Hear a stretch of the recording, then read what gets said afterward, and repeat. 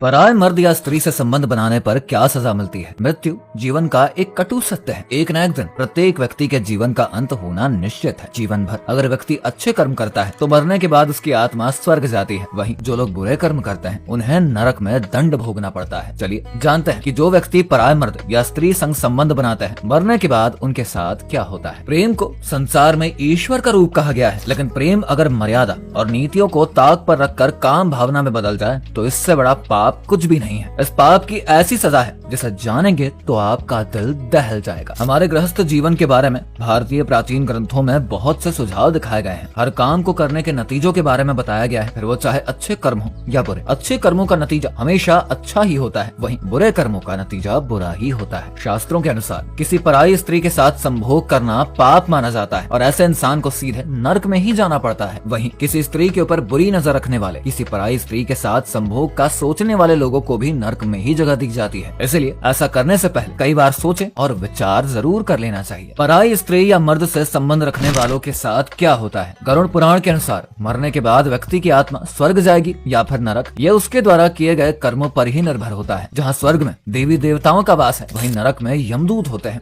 जो कि व्यक्ति को उसके कर्मों के हिसाब से दंड देते हैं। गरुड़ पुराण में कहा गया है कि जो व्यक्ति मर्यादा की रेखा पार करके पर स्त्री अथवा पर पुरुष के साथ संबंध बनाता है उसके लिए यमराज ने बड़ा ही कठोर दंड निर्धारित किया है। गरुड़ पुराण के अनुसार अगर कोई व्यक्ति अपने जीवन साथी को छोड़कर किसी और औरत या आदमी से संबंध यानी कि संभोग करता है तो वो मरने के बाद रौरव नर्क में जाता है, जहाँ यमदूत उसे गर्म लोहे की स्त्री व आदमी से आलिंगन करवाते हैं, जो कि कुछ देर का नहीं बल्कि लंबे समय के लिए होता है। इससे जीवात्मा का शरीर जल जाता है। जीवात्मा उसी क्षण को याद करके रोता है जब उसने अवैध संबंध बनाया था। इससे भी यमराज के दूतों का हृदय नहीं पिघलता है और बार बार दहकते लौह स्तंभ का आलिंगन करवाता है। अब हम जानते हैं कि रौरव नर्क क्या है। गरुड़ पुराण में कुल 36 तरह के नरकों का उल्लेख है, जिसमें कि व्यक्ति के कर्मों के हिसाब से उसे दंड दिया जाता है। रौरव नरक भी नरक का एक प्रकार है, जहाँ पर वो लोग जाते हैं जो कि झूठ बोलते हैं। जो व्यक्ति काम भावना के वशीभूत होकर गुरु पत्नी से संबंध जोड़ता है उसके परलोक में उसके सिर पर योनि का चिन्ह बना दिया जाएगा। ये चिन्ह अगले जन्म में व्यक्ति के सिर पर नजर आएगा। पराई स्त्री से संभोग को लेकर मनुस्मृति में लिखा गया है कि मानव को संयमित रहना चाहिए और पराई औरतों से शारीरिक संबंध बनाने से बचना चाहिए। शास्त्रों के जानकारों की माने तो पुरुष काम वासना से वशीभूत होकर भी स्त्री से संबंध बनाता है। गरुड़ पुराण में पर स्त्री व पर पुरुष से शारीरिक संबंधों को लेकर अलग अलग व्याख्या करी गई है। इसमें कुंवारी या फिर कम उम्र की कन्या से संबंध स्थापित करने की सजा भी बताई गई है। साथ ही जो स्त्री अपने पति परमेश्वर को छोड़कर अन्य किसी भी पुरुष से इस तरह के संबंध बनाती है तो उसे यमलोक में आग में धधकते लोहे से चिपका दिया जाता है। इस सजा की अवधि उस इंसान के कर्म के अनुसार ही होती है। साथ ही पाप की सजा पूरी होने पर उस स्त्री को चमगादड़, दो महासांप या फिर चिपकली के रूप में जन्म देना पड़ता है। जो पुरुष अपने गोत्र की कन्या या महिला से काम संबंध बनाता है उसे यमलोक की यातनाओं के बाद लकड़बग्घा या फिर शाही के रूप में अगला जन्म लेना पड़ता है। कम उम्र की लड़की व कुंवारी युवती से शारीरिक संबंध बनाने वालों को घोर यातनाएं सहने के बाद अजगर बनाया जाता है, जो कि अपने अगले जन्म में भी पिछले कर्म फल ही भोगता है। जिनके कर्म फल के बारे में बताया गया है कि ऐसे पुरुष व स्त्री को अधिकाधिक वर्षों तक नर्क के दुखों को सहन करने के बाद गिरगिट की योनि में जन्म लेना पड़ता है। वहीं दोस्त से विश्वासघात करके मित्र पत्नी से संभोग करने वाले को कई वर्षों तक यमराज गधा की योनि में रखते हैं। कुंवारी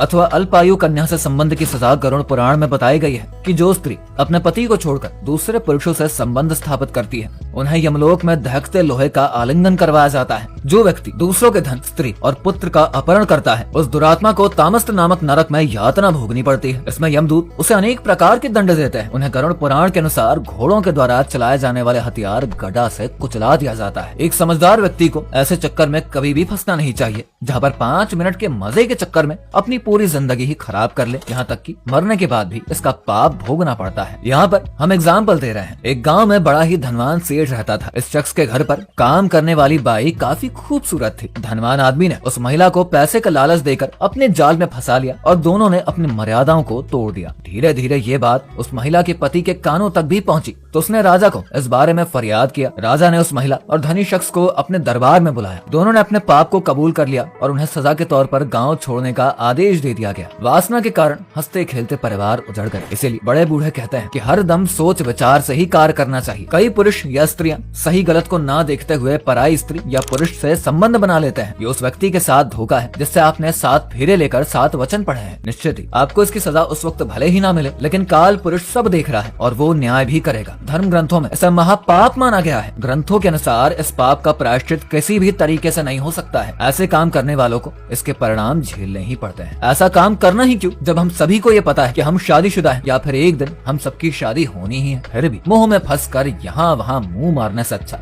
अपने भविष्य पर ध्यान देना चाहिए। अब यहाँ तक वीडियो देख ली है तो फिर वीडियो को लाइक और शेयर करना बिल्कुल भी मत भूलना। धन्यवाद।